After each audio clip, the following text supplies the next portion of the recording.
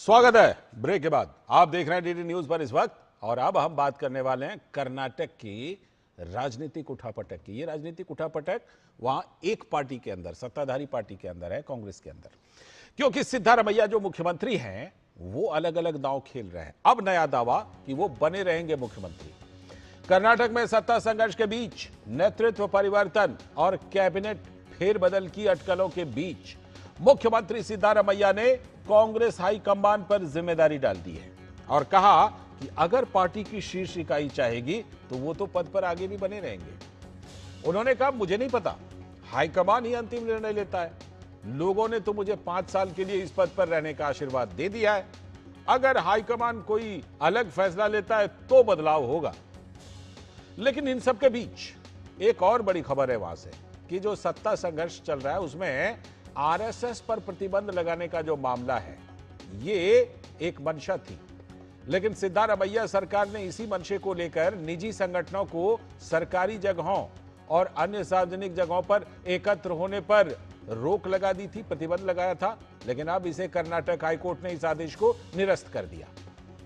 यानी सत्ता में बने रहने के लिए, आला कमान को खुश करने के लिए जो कांग्रेस पार्टी के राष्ट्रीय अध्यक्ष मल्लिकार्जुन खड़गे हैं, उनके बेटे हैं प्रियंक खड़गे, जो कर्नाटक में मंत्री भी हैं, उन्होंने एक सोची समझी चाल से अपना नंबर बनाने की कोशिश की थी आरएसएस पर प्रतिबंध की बात कहकर।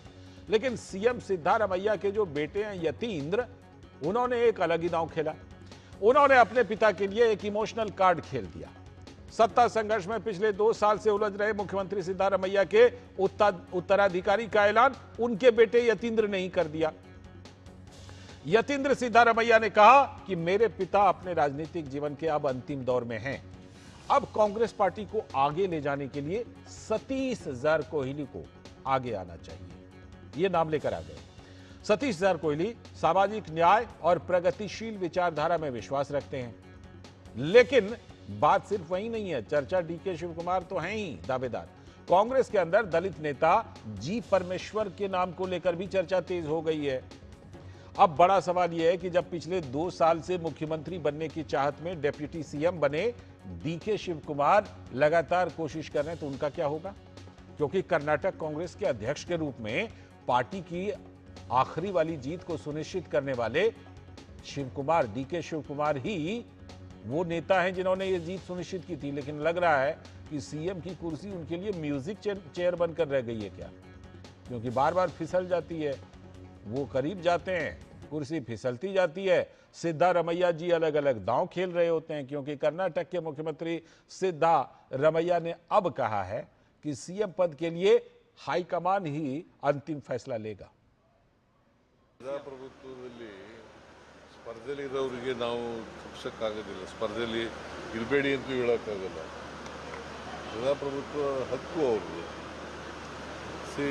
ನಾನು ಚೀಫ್ ಮಿನಿಸ್ಟರ್ ಅಭ್ಯರ್ಥಿ ಕ್ಯಾಂಡಿಡೇಟು ಅಂತ ಹೇಳ್ಕೊಳ್ಳಿಕ್ಕೆ ಅಂತಿಮವಾಗಿ ಹೈಕಮಾಂಡ್ ತೀರ್ಮಾನ ಮಾಡಿ। सिद्धारमैया कन्नड़ में अपनी बात कह रहे थे, लेकिन वही बात कह रहे थे कि हाई कमांड इस पर फैसला लें। उन्होंने जो फैसला लिया उसके हिसाब से हम बने हुए हैं, अगर कहेंगे तो आगे भी बने रहेंगे। बहरहाल जब ये प्रतिक्रिया सिद्धारमैया ने दी तो उस पर कर्नाटक के उप मुख्यमंत्री डीके शिव कुमार, जो वेट कर रहे हैं, वेटिंग में हैं मुख्यमंत्री पद के लिए, उन्होंने क्या कुछ कहा, सुनिए।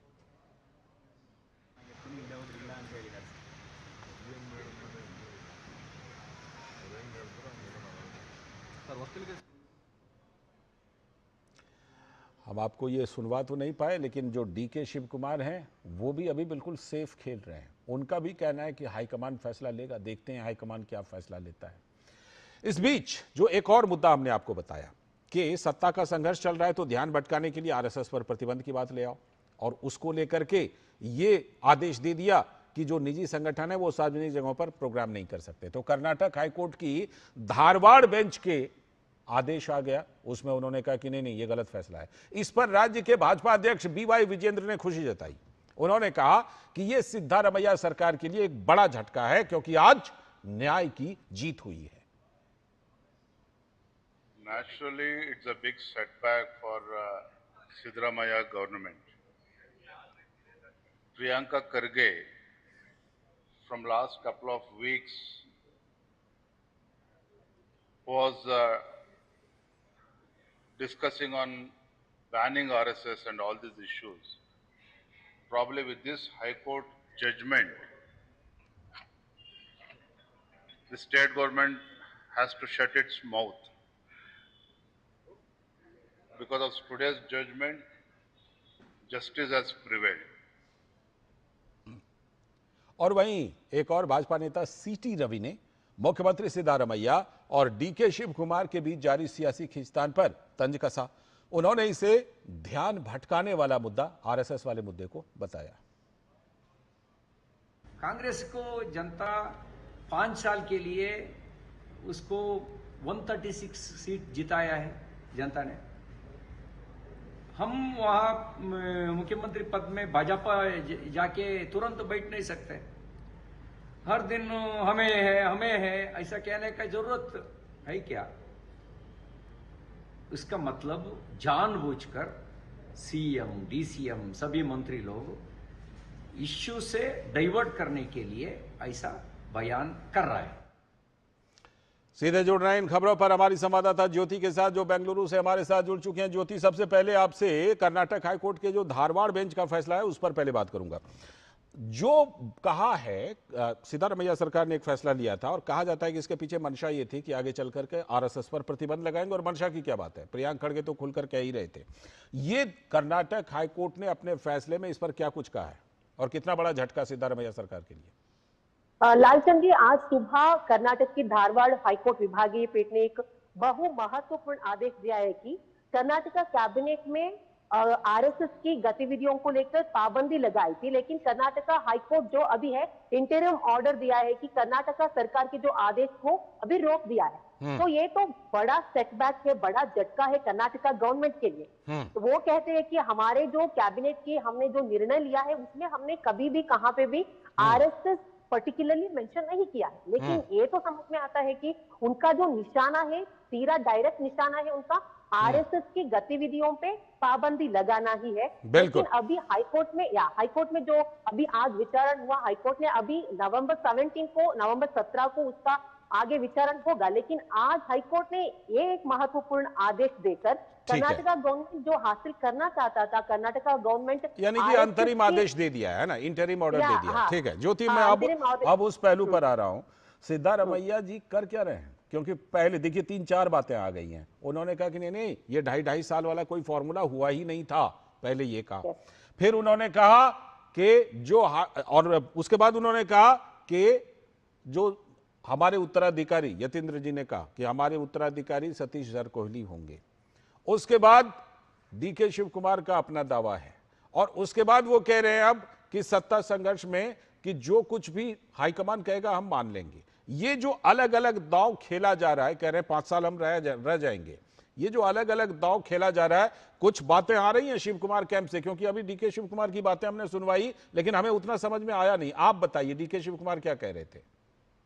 हाँ, मैं पहले ये बताती हूँ कि डीके शिव कुमार जी ने जैसे हमेशा वो सेफ गेम प्ले करते ही आए हैं। जब से सत्ता की संघर्ष हो रहा है, कर्नाटक कांग्रेस इनसाइड पॉलिटिक्स हो रहा है, जब से लेकर आज तक उन्होंने कहीं पे भी ओपन स्टेटमेंट नहीं दिया है। उन्होंने कहा कि जब हमारे सीएम ही ऐसे बयान देते हैं, उनका ही बयान अंतिम है। उनका जो 8 सेकेंड का जो वीडियो है उसमें उन्होंने क्लियरली ये बताया है कि सीएम जो कहते हैं उसे हम फॉलो करते हैं। जैसे आपने कहा, ये सत्ता की संघर्ष है ना कर्नाटक में, एक म्यूजिकल चेयर बना हुआ है और एक मेगा सीरियल जैसे ड्रैग ही हो रहा है। पहले सीएम सिद्धरामैया जी कहते हैं कि मैं ही बनूंगा, विधायकों की सपोर्ट चाहिए, लेकिन अभी इस उनका ये जो स्टेटमेंट है ना उन्होंने कल दिया, इस स्टेटमेंट को दूसरे एंगल पे हम देख रहे हैं कि पहले वो कह रहे थे कि विधायकों की सपोर्ट चाहिए, लेकिन अब उनका रूप चेंज हुआ है। वो कह रहे हैं कि high command decision is final, high command कैसे डिसीजन लेगा उसके ऊपर निर्भर है कि मैं 5 साल और भी 3 साल में सीएम बनूंगा या नहीं बनूंगा। जैसे आपने कहा, उन दोनों के बीच